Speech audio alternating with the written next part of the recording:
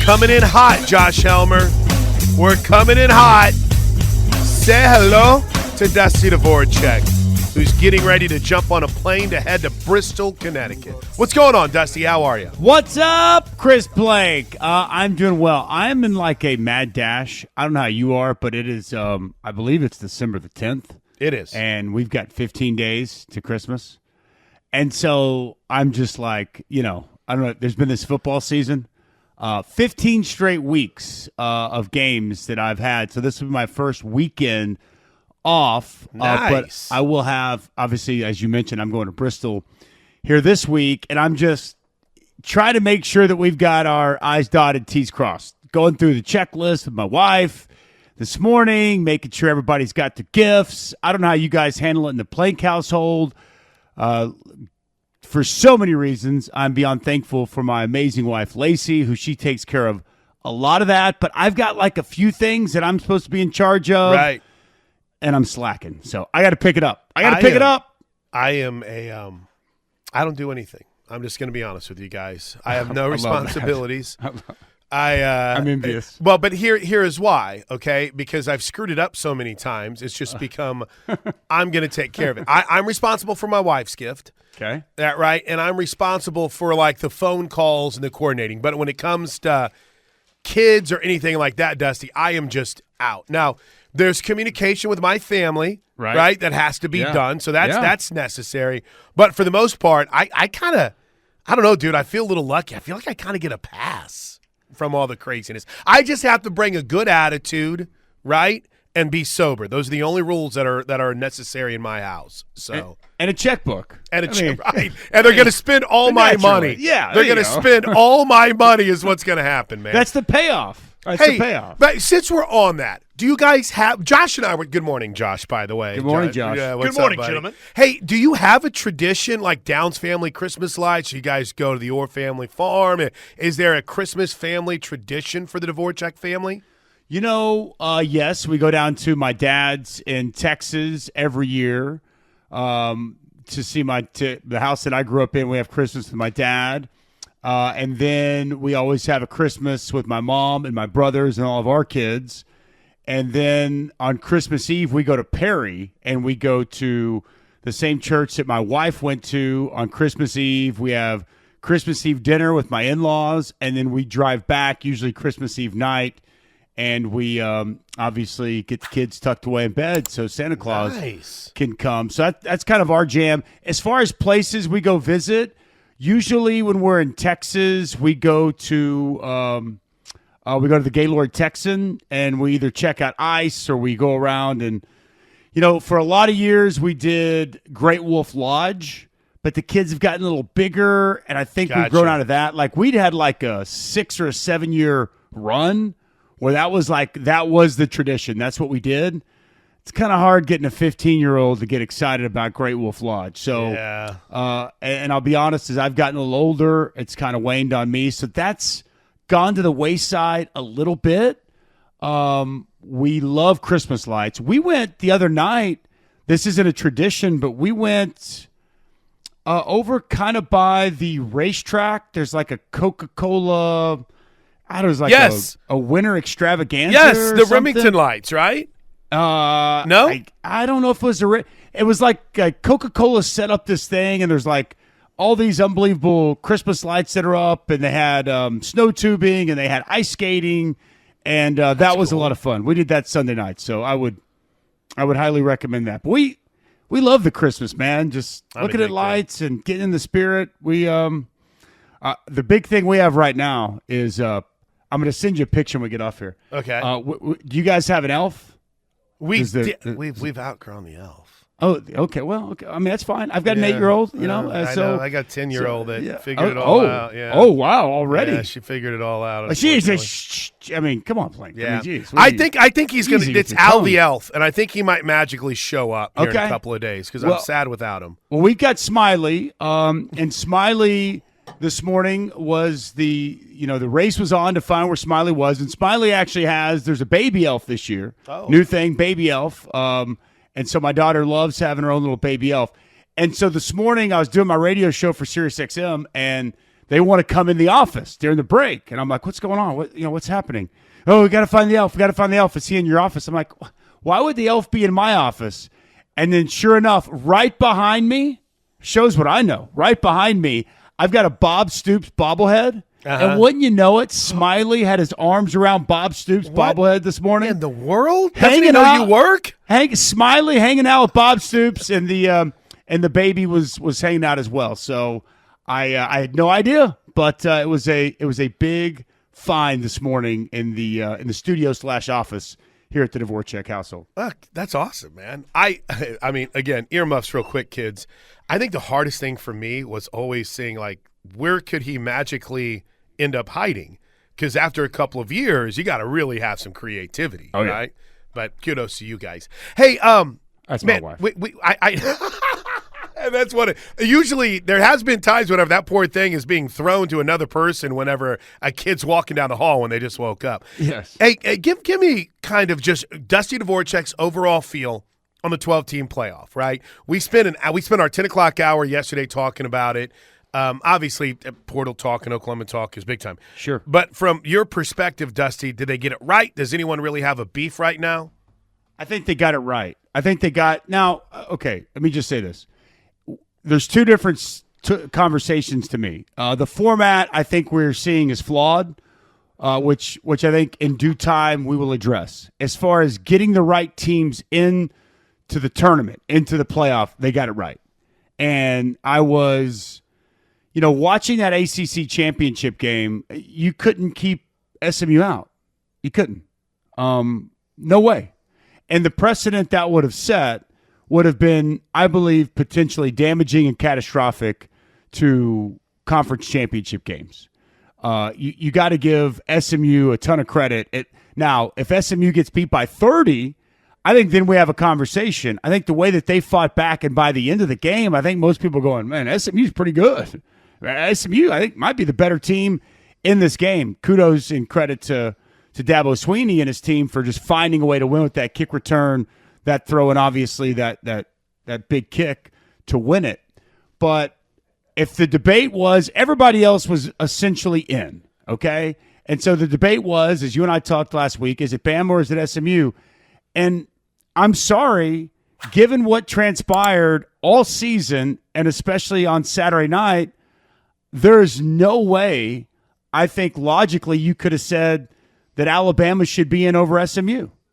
That's just my opinion, because Alabama, do they have a really good team? Do they have great wins? You're darn right they do. Absolutely. But I'm sorry, they came into Norman, Oklahoma and got dominated. They got beat by 21 points on the next to last weekend of the season. And let's just be completely honest here. Oklahoma was not a great football team this year. Right. For them to get beat the way that they did in that game, to me, it was going to take somebody, falling all over themselves and completely losing that spot. So I thought they got it right. I thought that for the most part, the rankings were, pretty close to right in line with where I would have had them. We could have a debate. Penn State, Ohio State. Should Ohio State be ahead of Penn State given they went into Happy Valley and won? But what they did even with that plank is they honored those conference championship games. And they were not going to, the fact that you made it into that conference championship game in the regular season, Penn State had one loss and Ohio State had two. They weren't going to jump Ohio State over Penn State. So I thought that was important, and that's some data that we can take with us moving into next year. And this whole question, this whole debate, are these conference championship games potentially damaging to a playoff spot? And if you already have it, the answer is 100% no. And I think that's a good thing moving forward. The conference championship game debate did feel like it kind of reared up in over the course of this past weekend. I like the conference championship games. I think they're fun. I think there's a value to them.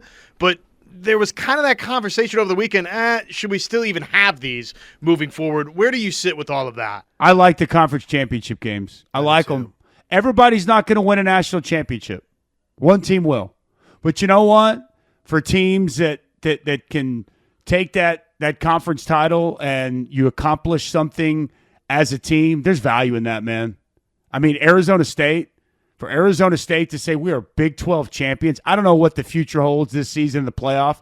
Kenny Dillingham's done an amazing job, but that's special. That's tangible. Yeah. That's awesome. They deserve, I like it. I don't just like it. I love it. I was fortunate enough to play on teams where I won multiple Big 12 championships. I know for some people they think, just a conference championship. No, I think that's valuable. And I think the older I get, the more I appreciate and cherish those teams, those memories, those moments. So I don't know. Maybe I'm in the minority because I know that there's a lot of people like, why do we play these anyway? Well, you play them because you set out to win your conference first and foremost. Okay? Like most of these teams, when they set goals, one of those big goals always was for us was to win your conference. And I think that it's created better. I know we had some blowouts, but the SEC championship game was excellent. The ACC championship game was off the charts. And even I thought Penn State battled and gave us at least something that was somewhat compelling down to the end. I like that there's no divisions and the two best teams are playing. And given the fact that there's really not that element that's going to hurt or hinder you if you lose, I think it makes all the sense in the world. Again, is the format right and is Oregon's path makes sense given what you see Penn State's path is? I think that's another conversation and a topic that we can address now, or really let's just let this thing play out. It's the way I look at it. And then once it's all said and done, we can go back, look at it, tinker with, talk about how do we make this even better. But I don't know, Plank. I don't know how you feel. I love the conference championships. Heck, I do. Army just won their first conference championship on Friday night, and it was awesome. And I love the fact that I had a chance to be there. So there's only 9 conferences now. I guess when the Pac-12 gets back, we'll get back to 10. But how many teams are there? 134 in the FBS, and only 9 this year were able to claim that they're a conference champion. I think that's pretty cool. Yeah, I did too. And by the way, how about the cadet storm in the field? They don't do that at Army. Awesome. That was pretty cool. Okay, because we've got 86 text messages on it, and my personal phone is blowing up. Oh, boy. Williams Nwaneri is in the portal right now. Williams Nwaneri. Missouri. That's right. And Come on down. Oklahoma was very much in on him. His high school coach, Jamar Mosey, I think. Did you play with Jamar, or was he a little after you? No, I was with Jamar Mosey. Yeah. Okay. His high school coach is now at Nebraska, so I think that's worth keeping an eye on. And the coach that was one of his main recruiters at Missouri is at LSU now. So just because he enters the portal, I don't think it's necessarily a slam dunk that Oklahoma can get him. But, boy, what a fascinating guy. And there's even this part of me that's like, you're getting the portal after a freshman 1 year at his school. Are you even really giving it a chance? But in this instance, Dusty, we don't care because there's a chance he might be looking at Oklahoma. He didn't really end up getting on the field that much, though, did he? Or am I misremembering? No. Okay. At least, I did a game kind of mid-season, and he was playing some, but he was not playing just a ton. And, I think still probably a little bit raw. They had a pretty solid defensive line Right. at Missouri this year. I know that was a massive deal when he went to Missouri over Oklahoma. Yeah, huge. I remember the signing day. If memory serves, Eli Drinkwitz, I think he jumped up into the arms of one of his coaches and hugged him and might even wrapped his legs around him. That was an interesting video. It was an interesting video, yeah. that went viral. It does say here, as you're talking about this, he does have all 4 years of eligibility. So that is true. He did play, but he did not play enough to lose his red shirt. So, he's 6'6", he's 260 plus, he's athletic, he's an edge. There's going to be a major market for him out there. Yeah. And I think Oklahoma clearly would be a team that's going to be very interested in him. And obviously, it seemed as if Oklahoma was right there as one of the final teams that, garnering for his services and had a real opportunity. Again, I don't have any inside information to tell the people that, he's coming to Norman, but right. I think that you've got to be at least optimistic that there's a legitimate chance. And again, without knowing anything, what is he looking for? Right. Is he looking to be developed? Is he looking for a place that, maybe he thought about going, but decided last second, I'm going to stay in state. I'm going to stay there at Missouri. Is it money? Is he looking? Okay, I don't even know why we even shy away from it anymore. It's just the reality of it. And this is no different than NFL free agency. We see NFL free agents all the time. Some choose a chance to go chase a ring. Some choose a chance just to make the most money while they can. And I don't know what, Williams Nwaneri, what his ultimate goal is or what he's looking for. But I think if you're the University of Oklahoma, you are definitely on the phone and trying to figure out exactly, what it is that he's searching for and potentially and hopefully you've got exactly what he's looking for. By the way, Josh Dugg, 38 snaps for him this year. Again, I'm not going to get too carried away on that, right? I wouldn't worry about that. Yeah, wherever he ends up, they'll find a way for him. But Chris from Knoxville brings up a really good point before we grab a break. All the toxicity between OU and Missouri over Nwaneri, and he'll probably end up at Ohio State or Oregon. Yeah, he might. Probably so. He might, or Alabama or Georgia, or, honestly, there's no telling where he's going to end up. And some of the names that have been in the portal, nothing surprises me anymore, blank. You know what I mean? It's like there was a time early on in this portal era where I'd be like, oh my gosh, I can't believe this. I'm to a point now where I just it's nothing surprises me. And like we talked about Nick Anderson last week, everybody's got different reasons and, working through this process with their families, with, their advisors, whatever it may be. And I think that this is obviously one that, potentially would come to Oklahoma, depending on what he's seeking. But I would always caution fans, kind of like when a recruit ultimately decides not to come to you, just be careful. Even if it's a player that leaves your school, you're probably going to get a player from somebody else's school that did a very similar thing. So I just always keep perspective during this wild and crazy portal time. Hey, I don't know if we've truly had a chance to talk about this, and I know as a show, Josh and I really haven't either, Dusty. What have you made of the new power structure for OU football, right? You bring in a CEO of AT&T, and this is NFL, right? Isn't that pretty much what we're seeing right now happening in college football in the power structure? It's becoming more and more like the NFL. Okay. It's not full-blown there yet, but yeah, shoot, we may have Bill Belichick at North Carolina by the end of the week. Just let that sink in. And, even listening to him talk, he kind of touched on that this is college football is turning more and more to the NFL every single day. And no different than the Chicago Bears. They have they've got a GM and they've got a team president and Kevin Warren. And so there's just checks and balances. And, I think that having, a guy like that be able to come in with experience on an executive level and be able to oversee everything and make sure that everything is getting done the way that it needs to be getting done at a high level, I think that it just, allows you even a better opportunity of success and of efficiency and, to run an organization and a business, which college football is a billion-dollar industry and business. Yeah, I just think it makes all the sense in the world. So my expectation is we're going to see more and more of this all throughout college football. And I don't think it's by a big surprise that, Joe Harris, Joe Castiglione out in front of it. And, I would imagine that we're going to see a lot of football programs doing very similar things to what we just saw last week. How much does a Williams Nwaneri decision, and just using him because we were talking about him a moment ago, how much does that inform in Oklahoma in terms of how they recruit and ultimately try to sign high school guys? Are you more hesitant to spin big on a high school guy? What do you think about that? It's a great question, Josh, and I really don't know, but it has to be a big factor because, like, just use him for instance.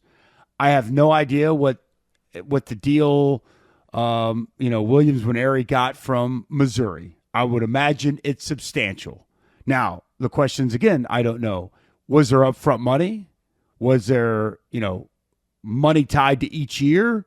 what's the contract look like with the collective? What does that structure look like? And, regardless, you just tied up a lot of money for a guy that didn't even lose his red shirt for a year for last season, that money could have been allocated elsewhere to help better your roster, right? And so I think everybody is still trying to figure out how to properly allocate resources. And I think that's, potentially even why a hire like was made with a team president. Maybe that has something to do with that too, just to another person to look at and be, at least, again, I don't know if you want that person making personnel decisions necessarily, but to understand how we split up this pie. I think it's different for every team. I will always say this, and I could be proven wrong. I truly believe that you still have to invest in your high school recruiting. I think that the best programs are able to still recruit at a high level and retain those players. Now, retaining those players, it takes capital right now. You got to be able to get them. You got to be able to retain them, which I think it requires a lot of different things: relationships, money.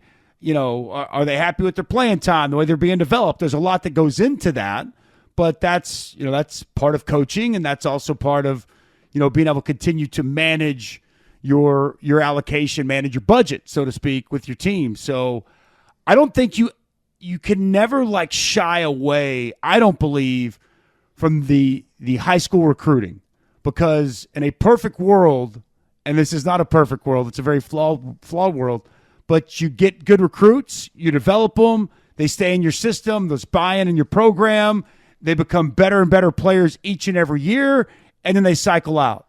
And though we know that's not a reality for every player, and it's becoming harder and harder for that to happen, I don't think that you completely sell on that. I still think that the best programs will be able to recruit well, develop, retain, and then be able to fill in holes via the transfer portal, whether it's players that you're losing via the portal, guys that are graduating, and so on and so forth. So it's not an easy process by any stretch, Josh, but I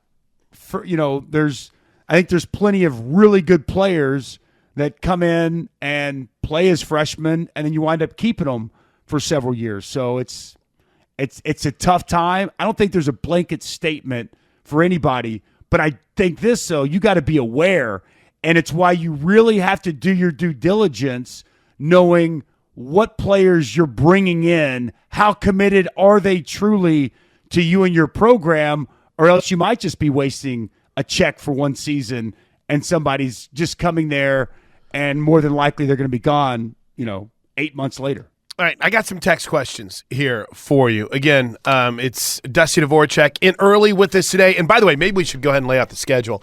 Dusty's got ESPN responsibilities. So where can we catch you in studio yet? Are you going to be on College Football Live, or are you just taping some stuff? We're doing a Bowl Mania show, and I don't know. Okay. We're recording tomorrow. I don't know if it's on tomorrow night. I'll tell you whenever I talk to you next. Yeah, I'll let you know. Just shoot me text. Yeah. And then number two, you're going to join us on Friday back on our regular time, because you're going to be working in Bristow tomorrow and Wednesday, and then you're traveling on Thursday. And I want you to get all your holiday responsibilities done. Okay, I don't want your wife getting mad at me, and I don't want to be the person with the fingers pointed out here, Dusty. So I want to make sure you get all your holiday stuff done, and then Friday we'll have time to talk. All right. So Patrick has a question for you. He writes, Dusty, without knowing the complete roster and what it's going to look like for 2025, is it safe to say this could be the best chance of the most balanced, complementary team that Oklahoma's had since Bob Stoops?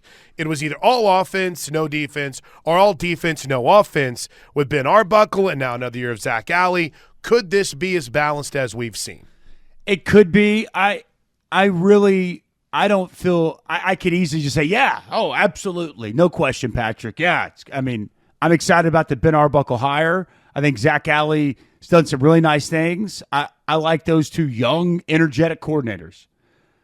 I really think that to give a true assessment and answer, you got to know what the personnel and the roster looks like. We just don't know right now, right? So do we know who the starting quarterback is going to be, right? Do we know exactly what the offensive line is going to look like. I think now more than ever, you've got to wait and let some of this portal dust settle. So I like where this thing. I'm very optimistic about the coordinators. I'm optimistic about the direction, but I think I'd be doing Patrick and any of these listeners a disservice if I gave any kind of definitive answer as we sit here right now. Is that fair, Plank? Because I think we're all just kind of guessing. No, I think that's fair. Players matter. I don't want to act like players don't matter. So to get a true feel and vibe, how balanced this team is, how good this offense could be, how good this defense could be, let's just see kind of what the roster looks like. I would say a month from now, what is this portal window open? What is it open? 30 days, I believe. Yeah. I think by around New Year's, right after, I think we'll have a much better sense as to exactly the answer to that question. But I'm optimistic, and I do think that it's got a chance to be a good team on both sides of the ball. Got one more you want to hit that you saw there, Josh? The realist. With Kirby Smart and Alabama commenting on schedules, do you think trying to get the SEC to 9 just got a lot harder and maybe a little bit more expensive? I think 9's off the table, which I don't like. And let me just say this, and I have no problem saying this, and my co-host in the morning doesn't love this. The SEC is the best conference in college football, period. I don't care what anyone says. I go around, I study these leagues, these teams, and it's no slight to anybody. It's the best league. It's got by far the best collection of talent in college football. Anyone that tells you different isn't truly evaluating and watching. Is there more parity in college football now and even within the SEC than there's been in my lifetime? Yes. I think that's fair too. There's a greater distribution of that talent. It's not pocketed in just a couple of places. But still, the SEC, it's the best conference in college football. The SEC road environments for teams. It is so difficult to go on the road, as you guys learned this year, and anybody who's been in the SEC knows. Like the whole moniker, it just means more. That's real because I go to a lot of different venues. I see a lot of different home environments outside of Vanderbilt. It's tough to really compare a whole lot to what the SEC provides just about each and every Saturday. These are hostile crowds. It is great home field advantage, and it makes it difficult to go on the road. All those things are extremely true. But as it relates to this whole conversation about non-conference scheduling and what transpired this year, and I've heard Greg Byrne touch on it. I've seen a variety of different people who have touched on this. I have to push back, and I have to say, man, I hope this isn't a reality that now we're going to say we can't schedule anybody in the non-conference and that we're just going to go out of our way to schedule a bunch of nobodies because we've got a tough conference slate. I don't love that. I really like teams and quality programs challenging themselves in the non-conference. And, what's interesting about, I've heard it from Bama, I've heard Shane Beamer talk about it, even Ole Miss, the 3 teams in question, you know what their record was in non-conference? They're undefeated. Okay. All their 9 losses between those 3 teams came within the conference. And if you really dive into, even Alabama, who's been the most outspoken about non-conference scheduling, they had a pretty easy non-conference schedule. So Wisconsin was the toughest game. They didn't make a bowl game. So I think a little bit is being overblown, and I sure hope that what we saw this year doesn't make athletic directors in the SEC or around college football about face and not want to schedule tough in the non-conference. Having said all that, Josh, I've been one that's been advocating for the SEC getting to 9, creates that many more good matchups throughout the course of the year. I think that we just took a step away from that. I do. And yeah, will ESPN probably come to the table with a big check because they want that inventory. They want more of those good games. But my gut would tell me, especially given what we just saw, we probably got 1, if not 2 steps further away from a 9-game conference schedule, which I understand, but I'm just a sicko, and I want to see as many quality college football games as possible, good on good.